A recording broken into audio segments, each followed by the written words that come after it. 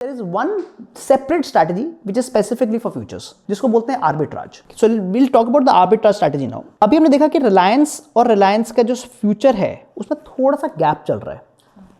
Reliance is trading at 2948 और 2949. So let me write it here. Reliance is at 2949 and Reliance future is at 2977. Okay, 2977. अब आपको ये ध्यान रखना है कि जिस दिन फ्यूचर एक्सपायर होगा, विच इज करेंटली 29 फरवरी, फ्यूचर्स और स्टॉक का प्राइस मर्ज कर जाएगा. They will converge to a same price. तो अब आप माने कि अगर मैं रिलायंस को खरीद लेता हूं, रिलायंस स्टॉक को, so I am buying the Reliance stock at a quantity of 250 because 250 का हमारा लॉट साइज है, and I am selling Reliance future क्योंकि इसमें शॉर्ट सेलिंग अलाउड है, then this becomes an arbitrage opportunity. Arbitrage का मतलब ही ये होता है कि मेरा लॉस ही नहीं हो सकता 99%. अब देखते हैं क्यों मैं ऐसा कह रहा हूं. हमें ये तो नहीं पता कि मार्केट ऊपर जाएगा कि नीचे जाएगा. Let's say market goes up to 3200. तो अगर ये 3200 ऊपर जा रहा है तो जैसे मैंने कहा कि उस दिन फ्यूचर और स्टॉक का प्राइस सेम होगा. सो ऑन 29 फरवरी मेरे को रिलायंस में कितना प्रॉफिट होगा? 3200 माइनस 2949 विच इज 251. और मुझे फ्यूचर्स में लॉस हो जाएगा क्योंकि मैंने कुछ चीज सेल करी थी पहले और मैं महंगा बाय कर रहा हूं.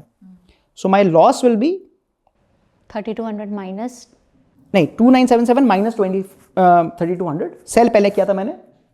अच्छा ओके, ठीक है. सो आपने बस उसको घुमा दिया. हाँ, आगे पीछे. So the net profit is 28 points. Okay, so you're buying the stock and you're selling the future. Yes, And you're making a profit of 28. Correct. तो ये और ये रैंडमली नहीं करी जाती.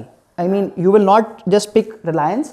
अब आपको यहाँ देखना है कि अगर किसी स्टॉक में ये जो डिफरेंस है, ये जितना बड़ा डिफरेंस है उतना ज़्यादा आपको आर्बिट्राज मिलने का चांस है. अच्छा. क्योंकि अगर ये डिफरेंस बहुत ही पास होगा तो obviously you have a very minute. But ये चीज़ें रिलेटिव है ना. मतलब अब यहाँ पे मुझे 27-28 पॉइंट्स का जो डिफरेंस दिख रहा है वो मुझे क्या पता कि ज़्यादा है कि कम. हाँ, अब उसको भी कैलकुलेट कर लेते हैं. तो अगर ये 28 पॉइंट का जो मुझे प्रॉफिट दिख रहा है, मैं इसको मल्टीप्लाई बाय 250 कर लूंगा क्योंकि दैट इज माय क्वांटिटी. तो मुझे इस बार 7000 रुपये का प्रॉफिट दिख रहा है. हाँ. इन द नेक्स्ट 15 डेज मेरे 7000 रुपीज़ का प्रॉफिट ऑलमोस्ट गारंटीड दिख रहा है यहाँ पे. Again I am using the word guarantee. Stock market में गारंटी नहीं होती, बट आर्बिट्राज है तो इसलिए हम बोल रहे हैं. अब कितना मेरा कैश लगने वाला है? Multiplied by 5.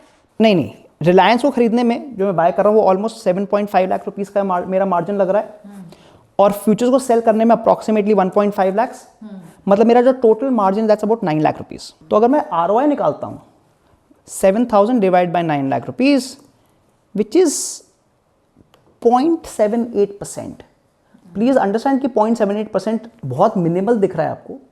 15 दिन का है, राइट? तो अगर आप इसको पूरे महीने का भी या पूरे साल का भी करते हो तो करीब 10-12% बन रहा है. It is better than your FD rates. Definitely. तो हम यहाँ पर बात ही कर रहे हैं कि आर्बिट्राज स्ट्रैटेजी जहाँ पर आपका रिस्क एकदम ना के बराबर है, but you are getting a decent return for your money. But ये सारी चीज़ें डिपेंड कर रही हैं 3200 के नंबर पे. नहीं, चलिए उसका भी देखते हैं. मान लीजिए 32 नहीं है, मान लीजिए मार्केट नीचे गिर जाता है. हाँ. हमें पता ही नहीं थी. हम 2800 मान लेते हैं. 2800 इट इज स्टिल 28. ये चेंज नहीं होगा. It will depend on the difference only. It will not depend कि फाइनल प्राइस क्या हो रहा है. परफेक्ट. ये तो बहुत इंपॉर्टेंट सवाल था जो मैंने अभी लास्ट पूछा है ना. This is good. तो आर्बिट्राज में कुछ तो रिस्क होगा क्योंकि अदरवाइज तो फिर सब कर रहे होते. अगर सब नहीं कर रहे हैं तो कुछ तो रीजन है. राइट. जैसे मैंने बोला कि ये 99% तो कन्वर्ज कर जाएगा, बट देयर आर चांसेस कि कन्वर्ज ना करे. ओके. और जिस दिन कन्वर्ज नहीं करे, जितना हमने छोटा छोटा करके प्रॉफिट कमाया, हो सकता है कि महीने में 2 या 3% का लॉस हो जाए. पहला रिस्क. दूसरा रिस्क, इसमें हमने कोई भी कॉस्ट को डिडक्शन नहीं किया है. Because when you taking the trades आपका ब्रोकरेज भी लगेगा, आपके खर्चे भी लगेंगे, तो उसकी वजह से भी इसमें जो एक्चुअल जो प्रॉफिट आएगा थोड़ा कम हो जाएगा. But there are actually funds, जैसे हम म्यूचुअल फंड्स की बात करते हैं, there are actually funds called arbitrage funds जो केवल इसी स्ट्रैटेजी पे ट्रेड करते हैं. वो ऑब्वियसली केवल एक पेयर को ट्रेड नहीं करते. They will trade let's say 30-40 pairs. तो मोर और लेस जो उनका रिटर्न आता है वो 12-13% का आ जाता है साल का, which is again better than your FD returns.